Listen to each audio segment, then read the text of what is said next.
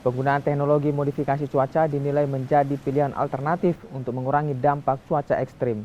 Pemprov Sulsel pun mengusulkan ke BNPB untuk penggunaan teknologi modifikasi cuaca di wilayah Makassar dan juga sekitarnya.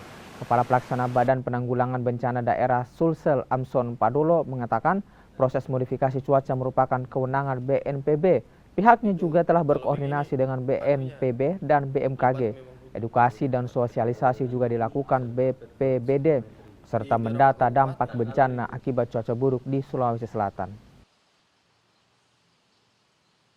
Jadi sesuai dengan petunjuk dan arahan Bapak Gubernur, kami telah menyurat secara resmi kepada Badan Nasional Penanggulangan Bencana jika di Sulawesi Selatan dapat dilakukan teknologi modifikasi cuaca.